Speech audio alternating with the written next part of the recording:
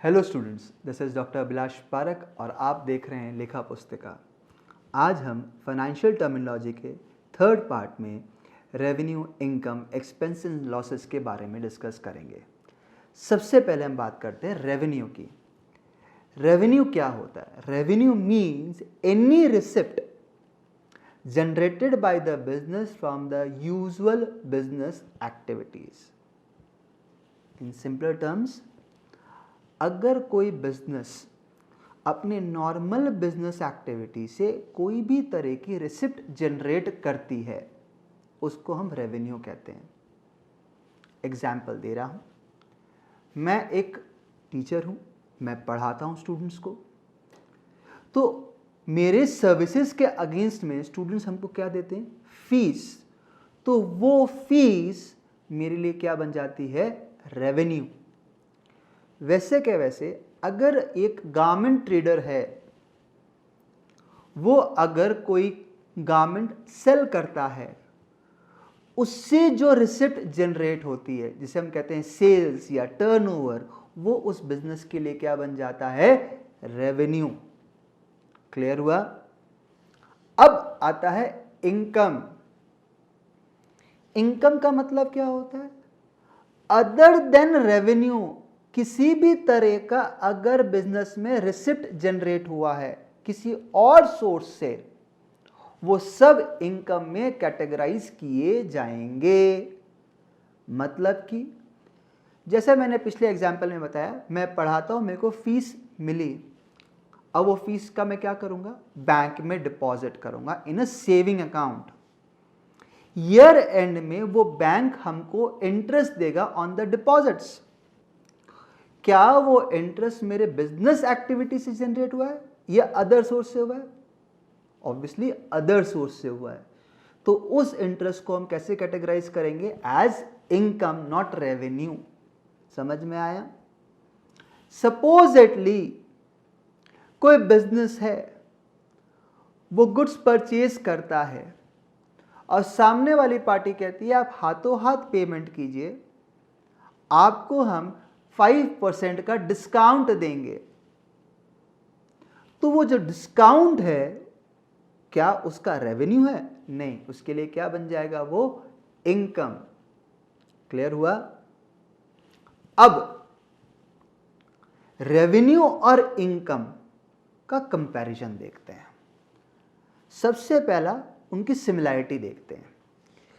चाहे रेवेन्यू हो या इनकम हो, ये ध्यान रखिएगा, ये बिजनेस के लिए इनफ्लो है और ये फ्यूचर में रीपे नहीं होगा। सर, ये पॉइंट बताने का मतलब, पिछले लेक्चर में हमने लायबिलिटी के बारे में बात की थी, तो मैंने फोकस क्या रखा था? Which is to be repaid in future. याद है? तो लायबिलिटी और इनकम का फर्क ही यही है, और यही फर्क हमारे इंडिया के कुछ बिजनेसमैन नहीं कर पाए। समझ रहे हो ना किन के बारे में बोल रहा हूं मैं? लायबिलिटी वो चीज होती है जिसका आपको फ्यूचर में रीपेमेंट करना है। इनकम या रेवेन्यू का रीपेमेंट नहीं होगा, but in the present both liability and revenue will result in funds inflow. Clear हुआ? दूसरा, रेवेन्यू और इनकम का डिफरेंस क्या बताया मैंने? रेवेन्यू आपकी नॉर्मल बिजनेस एक्टिविटी से जो रिसिप्ट जनरेट होता है। इनकम रेवेन्यू को छोड़ के किसी और एक्टिविटी से अगर आपको किसी भी तरह की रिसिप्ट जनरेट हुई है, उसको हम एज इनकम कैटेगराइज करेंगे। समझ में आया? अब अगले एस्पेक्ट में आते हैं, एक्सपेंसेस। एक्सपेंसेस का मतलब क्या होता है? Any amount incurred by the business whose benefit has been received in the past. मतलब अगर कोई पेमेंट आपने किया है जिसका बेनिफिट आपको ऑलरेडी मिल चुका है। फॉर एग्जाम्पल, आपने बैंक से लोन लिया, ईयर के एंड में उसके अगेंस्ट में आपने इंटरेस्ट पे किया है।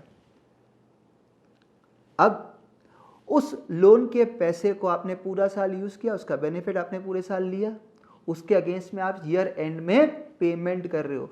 क्या उस इंटरेस्ट का आपको फ्यूचर में कोई बेनिफिट मिलना है, या पास बेनिफिट के लिए आपने पे किया है? सर हमने पास बेनिफिट के लिए पे किया है, तो वो इंटरेस्ट क्या बन गया? एक्सपेंस। कोई एम्प्लॉय आपके यहां काम कर रहा है, मंथ के एंड में उसको आपने पेमेंट किया, क्या कहते हैं उसको? सैलरी। तो आपने बेनिफिट लेने के बाद उसको पेमेंट किया, तो वो सैलरी भी क्या बन जाती है? एक्सपेंस। तो अब अगेन कंपैरिजन ले रहा हूं असेट और एक्सपेंस। पिछले लेक्चर में हमने एसेट के बारे में जब डिस्कशन किया था तो हमने क्या कहा था? असेट का मतलब क्या होता है? Any amount incur whose benefit will be derived in the future. Expense के बारे में क्या कह रहा हूं? Whose benefit has been derived in the past. फर्क समझ में आया? मतलब दोनों की वजह से ही बिजनेस से रुपया जाएगा, बट असेट क्या होएगा? जिसका बेनिफिट मिलने वाला है। एक्सपेंस क्या होगा? जिसका बेनिफिट मिला जा चुका है। तो अल्टीमेटली हम कह सकते हैं अगर किसी एसेट की सर्विस हमको मिल चुकी है, वो क्या हो जाता है? एक्सपेंस। क्लियर हुआ how asset is different from expense? Clear है बच्चों? अब नेक्स्ट एस्पेक्ट में आते हैं लॉसेस। लॉसेस का मतलब होता है अगर बिजनेस के रिसोर्सेज में, जस्ट लाइक एसेट्स की वैल्यू में, किसी अनफोर्सीन सर्कमस्टांसेस की वजह से लॉस हो जाता है या कम हो जाता है। एग्जाम्पल दे रहा हूं, सपोजेटली कोई फैक्ट्री है, उसमें आग लग गई। क्या आपने एक्सपेक्ट किया था? कभी सोचा था? नहीं, लेकिन लग गई। उसकी वजह से एसेट्स की वैल्यू कम हो गई, एसेट्स जल गए। क्या है आपका? लॉस। आपके यहां किसी एम्प्लॉय ने चोरी कर ली, कैश की वैल्यू कम हो गई, क्या होता है? लॉस। किसी को आपने उधार में माल बेचा, उसने पेमेंट नहीं किया, ही बिकेम बैंकरप्ट। क्या कहते हैं उसको हम लोग? Bad debts. जो डेट्स बैड हो गए, खराब हो गए, पेमेंट नहीं आएगा, क्या होता है? ये लॉस। आप ध्यान रखिएगा, एक्सपेंस में भी बिजनेस से फंड्स गए, लॉस में भी इनडायरेक्टली आपके बिजनेस से फंड्स जा ही तो रहे हैं, तो they both result in funds outflow. अब इस पार्ट को हम कंक्लूड करते हैं। कंक्लूजन में क्या आता है? How the items will affect our books of accounts. तो सबसे पहले हम बात करते हैं रेवेन्यू एंड इनकम। अब अगर मैं बात करूं रेवेन्यू एंड इनकम की, उसको बुक्स में कैसे ट्रीट करेंगे? तो ट्रीटमेंट से पहले बिजनेस के एस्पेक्ट को समझे। बिजनेस में कितने एस्पेक्ट्स होते हैं?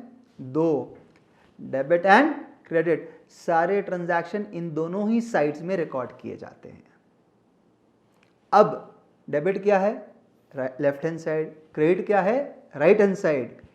Debit funds outflow, application of fund. Credit funds inflow, source of fund. आप बताइए, इनकम या रेवेन्यू से फंड्स क्या होता है? इनफ्लो। तो कहां इंपैक्ट आएगा? क्रेडिट साइड में। वहीं एक्सपेंस या लॉस की बात करें तो इसकी वजह से क्या होता है? बिजनेस से फंड्स जाता है, तो किधर आएगा? डेबिट साइड में। समझ में आया?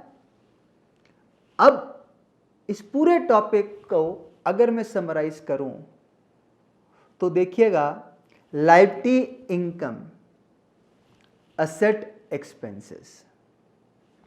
अगर मैं बात करता हूं लायबिलिटी या इनकम की, दोनों ही में हाल फिलहाल बिजनेस में फंड्स आ रहे हैं। प्रेजेंट में क्या हो रहा है? फंड्स इनफ्लो हो रहा है। बस फर्क क्या है? लायबिलिटी को फ्यूचर में रीपे करना है, इनकम को रीपे नहीं करना है। लेकिन प्रेजेंट में क्या हो रहा है? फंड्स आ रहे हैं। इसीलिए चाहे लायबिलिटी क्रिएट हो रही हो, चाहे इनकम जनरेट हो रहा हो, हम क्या करते हैं? दोनों को ही क्रेडिट साइड में लिखते हैं। वैसे क्या वैसे असेट एंड एक्सपेंसेस, चाहे असेट अक्वायर कर रहे हो या आप एक्सपेंसेस इंकर कर रहे हो, दोनों ही कारण से फंड्स बिजनेस से जा रहे हैं, तो किधर कर रिकॉर्ड करेंगे उन दोनों को? डेबिट साइड में। फर्क क्या है एसेट और एक्सपेंसेस का? एसेट में बेनिफिट फ्यूचर में मिलेगा, एक्सपेंस का मतलब उसका हमको बेनिफिट पास्ट में मिल चुका है। समझ में आया? तो अगर आपको मेरा ये लेक्चर पसंद आया हो तो मेरे चैनल को सब्सक्राइब करें और इस वीडियो को लाइक करें। Thank you so much.